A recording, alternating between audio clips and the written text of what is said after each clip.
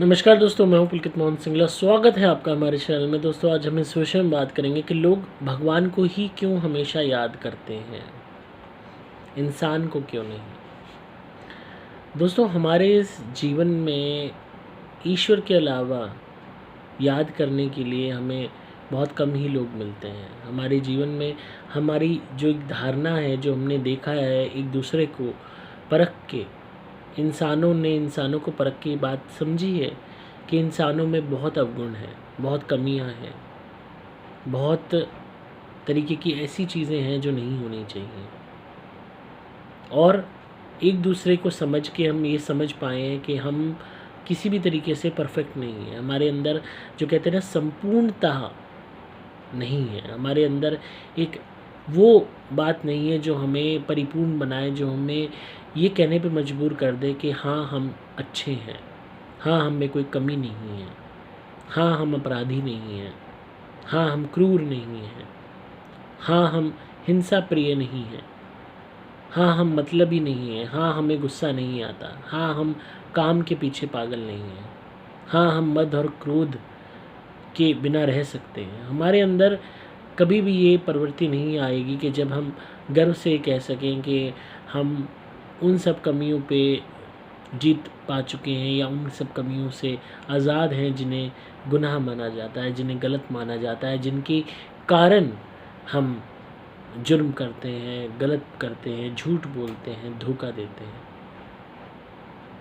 ईश्वर की बात की जाए तो इस संसार को रचना, इस पूरे संसार का मालिक होना ही अपने आप में एक बहुत ही बड़ी बात है, जिस वजह से हम उन्हें याद तो करते हैं। पर सबसे ज़्यादा जो सबसे बड़ी बात है जिस वजह से हम उन्हें याद करते हैं वो ये है कि उनके अंदर छुपी हुई वो पॉजिटिविटी, वो ऐसी पॉजिटिविटी, वो ऐसा स्पार्क, वो ऐसी कंप्लीटनेस, वो ऐसी, यूँ कह लीजिए कि खुशी का जो सागर है, जो आनंद का सागर है, वो हम उनके अंदर ढूंढते हैं। हम जानते हैं कि जो परम आनंद की स्थिति है वो सिर्फ और सिर्फ वो है। ऐसी परमात्मा जिसके अंदर कोई अवगुण नहीं है, जो कभी गलती नहीं करता, जिसके अंदर कोई कमी नहीं है, जो काम क्रोध मद लोभ से बिल्कुल परे है, जिसके ऊपर ना पक्ष चलता है ना विपक्ष, ना टोना ना टोटका ना लालच, कुछ नहीं, मान अपमान तक से जो परे है, वो सृष्टि का जो रचयिता है, उसको याद करना तो स्वाभाविक है। इंसान के अंदर ये प्रवृत्ति नहीं पैदा हो सकती और हम ये हकीकत जानते हैं। हम कितना ही एक दूसरे को प्रेरित करें अच्छा करने के लिए, अच्छा बोलने के लिए, अच्छे कर्म करने के लिए, काम क्रोध मद लोभ मोह पे जीत पाने के लिए, पक्ष विपक्ष से परे जाने के लिए, मान अपमान से ऊपर उठने के लिए, अहम और घमंड से को त्यागने के लिए, लालच का पतन करने के लिए, पर हम नहीं कर पाते। जीवन के किसी न किसी मोड़ पे, किसी न किसी कारण से हम उसी रास्ते पे चल जाते हैं जिस रास्ते पे हमें नहीं चलना। और ये पूरा हमारा जीवन हम कितना ही मोटिवेट कर लें खुद को या दूसरों को, सबसे बड़ी इसमें बात आती है खुद को पहले बदलने की, खुद को वो ईश्वर रूपीय गुण देने की, हम जो नहीं दे पाते। हम दूसरों के लिए वो गुण तलाशते हैं उनके अंदर, फिर उनमें कमियां निकालते हैं कि तुम में ये कमी है, तुम में वो कमी है, तुम ऐसे हो, तुम वैसे हो, पर खुद को हम आईना नहीं दिखा पाते। जब हम खुद की कमियों को नहीं देख पाते और दूसरों की कमियों को ही निकालने में इस जीवन को बिता देते हैं, तो हम ईश्वर को कैसे, ईश्वर रूपी गुण कैसे अपने अंदर देख सकते हैं या खुद के अलावा दूसरों के अंदर देख सकते हैं? कैसे हम वो स्थिति पा सकते हैं कि हम ईश्वर की भांति लोगों को याद करें? हालांकि हमारे लालच, हमारी कोई पर्सनल नीड, हमारी कोई मजबूरी के तहत हम किसी को याद कर सकते हैं। संबंधों के प्रति, मोह के प्रति, लोभ के प्रति, हवस के प्रति, लालच के प्रति, मतलब के प्रति हम एक दूसरे को याद करते हैं, अरे वो आया नहीं, मुझे उससे काम था, अरे बहुत दिन हो गए मेरी गर्लफ्रेंड मुझसे मिली नहीं, बहुत मन कर रहा है, अरे बहुत टाइम हो गया है, अभी तक मुझे मेरे पैसे नहीं मिले, अरे वो आएगा तो फिर हम जाएंगे घूमने, अरे नौकर इतने दिनों से छुट्टी पे है, घर का काम कैसे होगा, कब आएगा वो। हर बंदा किसी को भी याद कर रहा है तो सिर्फ उस मतलब के तहत याद कर रहा है।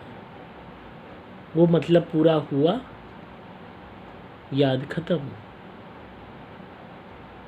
आपने अक्सर देखा होगा माँ बाप बच्चों के लिए करते हैं, बच्चे बड़े हो रहे होते हैं, माँ बाप उनकी ख्वाहिशें पूरी करते रहते हैं, बच्चे माँ बाप को ख्वाहिशें याद दिलाते रहते हैं, माँ बाप बच्चों की ख्वाहिशें याद करते रहते हैं। याद यहाँ भी है। उसके अलावा जैसे जैसे वो बड़े होते हैं, यही याद कराना, यही याद करना, यही याद कराना, यही याद करना चलता रहता है। माँ बाप बूढ़े हो जाते हैं, बच्चे बड़े हो जाते हैं। माँ बाप याद कराते हैं, बेटा मेरा चश्मा, बेटा मुझे तीरथ करा ला, बेटा मुझे ये करवा ला, बेटा मेरे को ये नहीं खाना, मेरे लिए वो मंगवा दे। बच्चे याद नहीं आ रहा है, याद नहीं आ रहा है। वो याद करवा रहे हैं, वो याद नहीं कर पा रहा है, क्योंकि उसको याद करने के लिए बहुत चीज़ें हैं। अरे मेरी मीटिंग है, अरे मुझे वहाँ जाना है, वाइफ को शॉपिंग करानी है, अरे ये अरे वो। तो याद एक दूसरे को करने का सिलसिला मतलब के लिए इस कलयुग में चलता रहेगा। पर जो सच्चे मन से दिल से एक दूसरे को याद करना बिना किसी मतलब के, उस श्रेणी में तो ईश्वर तक नहीं आ पाए। क्या हम दिल से मन से वैसे ही ईश्वर को याद कर पाते हैं? सच्चे मन से आज अपने दिल पे हाथ रख के ये बात कहना खुद से, ऐसे ही मन कर रहा है ईश्वर को याद करने का। ना मेरी ख्वाहिश है किसी कुछ लेने की, ना मेरी ख्वाहिश है किसी रुके हुए काम की प्रार्थना करने की, ना मेरी ख्वाहिश है दुख अपना व्यक्त करने की, ना मेरी ख्वाहिश है आभार जताने की, ना मेरी कोई ख्वाहिश नहीं है। बस मन कर रहा था याद करने का, कर लिया याद अपने ईश्वर को। नहीं करते ना,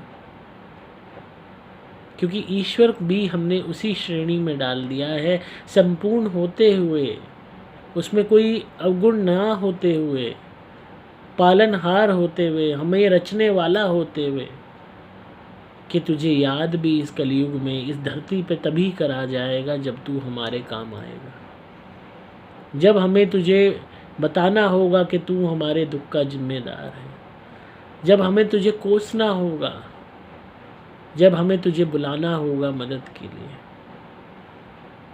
जब हमें रोना होगा, जब हमें हंसना होगा। तब तो खैर याद करने की तो छोड़ो, यही नहीं पता होता लोगों को ईश्वर है कहाँ। क्योंकि जब सुख के घोड़े पे सवार होता है इंसान, तब उसको यही नहीं पता होता कि ईश्वर कौन है, क्योंकि वो खुद को ईश्वर समझने लगता है, खुद को संपूर्ण समझने लगता है, अवगुणों से परे मानने लगता है। और यही इंसान के पतन का कारण बनता है, क्योंकि इंसान सोचता है कि वो ईश्वर से भी ऊपर है। लाख अवगुण होते हुए, लाख कमियां होते हुए, करोड़ों अपराधों को करने के बावजूद खुद को ईश्वरीय तुल्य घोषित कर देता है। तो इस कलयुग में सही मायने में इस पूरी हमारी इस चर्चा का सार रखा जाए तो वो सार यही है कि ईश्वर को तो हम याद करते हैं, पर आज के वक्त में मतलब के लिए करते हैं, इंसानों को करते हैं, मतलब के लिए करते हैं। माना इंसानों में हज़ारों कमियां हैं, माना ईश्वर में कोई कमी नहीं है, माना इंसानों में लाखों अवगुण हैं, माना ईश्वर में कोई अवगुण नहीं है, माना ईश्वर संपूर्ण है, माना इंसान संपूर्ण नहीं है, पर फिर भी याद ईश्वर को ज़्यादा किया जाएगा, क्योंकि यहाँ मतलब बड़े होते हैं। इंसानों को याद किया जाएगा क्योंकि यहाँ मतलब छोटे होते हैं। पर मतलब तो होता है ना, और याद भी। सो आई होप आपको आज की वीडियो पसंद आई होगी। ये मेरे मन का गुबार था जो मैंने आपके आगे रखा, जो मैं देखता आ रहा हूँ इस दुनिया में, तो सोचा आपसे शेयर करूँ। आपको आज की वीडियो पसंद आई हो तो प्लीज़ शेयर कीजिएगा, लाइक कीजिएगा, सब्सक्राइब कीजिए चैनल को। बहुत ज़रूरी होता है हमारे लिए ऐसी बातें करना, ताकि हम एक दूसरे को समझ सकें, एक दूसरे की आत्मा को समझ सकें, अपनी आध्यात्मिक यात्रा को सुधार सकें। हमें जितना हम एक दूसरे से सीखेंगे, जितना हम अपनी आध्यात्मिक उन्नति की तरफ ध्यान देंगे, उतना हम पाप कर्म से बच पाएंगे, और ये बहुत ज़रूरी है। खैर, तो इसी तरह सुनते रहिए, प्यार देते रहिए, सब्सक्राइब कीजिए चैनल को। अगर आप किसी भी नेगेटिविटी से परेशान हैं, कोई भी भूत प्रेत ब्यादा है, काला जादू आपके ऊपर किसी ने कर दिया है, दुश्मन बहुत हैं, काम नहीं चल रहा है, आप मेरी धुनी ज़रूर मंगवाइए। सुपर प्लैटिनम या सुपर स्पेशल एक्स्ट्रा घर में जलाइए, कमाल के रिजल्ट्स मिलेंगे, काम बनने लगेंगे, नेगेटिविटी दूर होगी, ब्लैक मैजिक कटेगा, नज़र दोष हाय कितनी ही पुरानी हो चली जाएगी। आपको सिंपली मोबाइल नंबर 8130331007 पे व्हाट्सएप मैसेज या कॉल करना होगा।